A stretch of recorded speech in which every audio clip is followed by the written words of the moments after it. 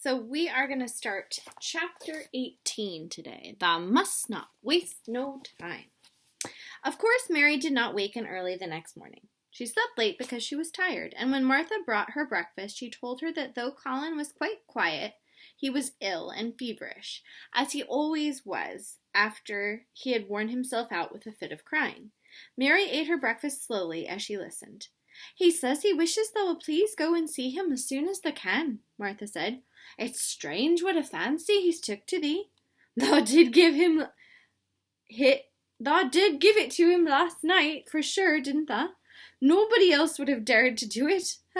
Poor lad, he's spoiled till salt won't save him.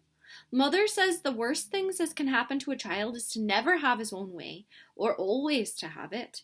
She doesn't know which is the worst. Thou was in a fine temper thyself, too. But he says to me when I went into his room, 'Please ask Miss Mary if she'll please come and talk to me.' Think of him saying please. Will you go, miss?" "I'll run and see Dickon first," said Mary. "No, I'll see Colin first and tell him—" "I know what I'll tell him," with sudden inspiration. She had her hat on when she appeared in Colin's room, and for a second he looked disappointed.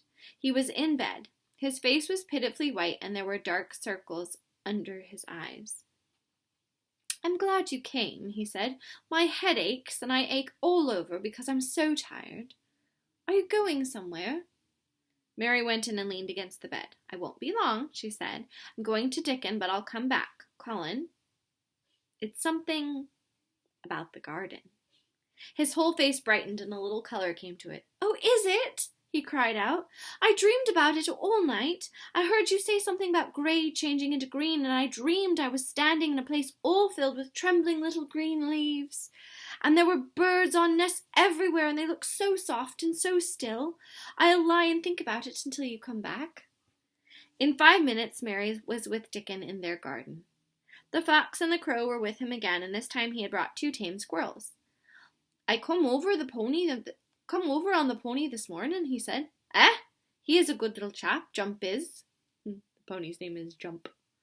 "I brought these 2 in my pockets. This one here's called Nut, and this one here's called Shell." When he said Nut, one squirrel leaped onto his right shoulder, and when he said Shell, the other one leaped onto his left shoulder.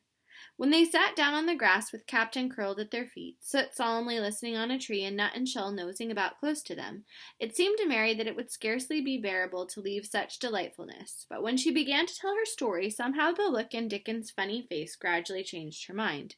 She could see he felt sorrier for Colin than she did. He looked up at the sky and all about him. "Just listen to them birds. The world seems full of 'em whistling and piping," he said. "Look at 'em darting about and harking at 'em calling to each other. Come springtime seems like as if all the world's calling. The leaves is uncurling so you can see 'em, and my word, the nice smells that's all about," sniffing with his happy turned-up nose. "And that poor lad's lying shut up and seeing so little that he gets to thinking of things as sets him screaming. My! We must get him out here. We must get him watching and listening and sniffing up the air and get him soaked through with sunshine.